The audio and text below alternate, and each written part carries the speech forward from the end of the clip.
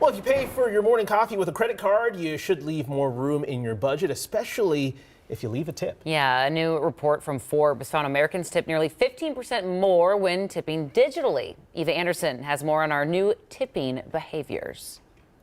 It's the $1,000,000 question, or perhaps the $1 question on top of your $3 coffee. To tip or not to tip, and how much? It has become a huge conundrum in our country. Jacqueline Whitmore has been tracking tipping trends for years as a national etiquette expert and says you've probably noticed kiosks prompting you to tip in settings you typically wouldn't have years before. I'm seeing it more often in these fast food restaurants, something that we didn't see much of before the pandemic. And so it makes the customer feel guilty if he or she doesn't leave something for the people who fix their sandwich. A new Forbes survey on U.S. digital tipping culture in 2023 says nearly 1 in 4 Americans feels guilt when it's time to tip. 1 in 3 feels pressured. The survey also found when people tip digitally, they tip 15% more than they would with cash. Either we're getting more generous or we're being made to feel very guilty. Whitmore says at dine-in restaurants, 20% is recommended. Keep in mind, those servers don't earn minimum wage. They rely on tips. On takeout, she says 10% is appropriate. Think about the work that went into putting all the food into the bag. Maybe you ask for extra sauces and so forth. As for fast food restaurants or coffee shops, she says use your best judgment. If I'm asking for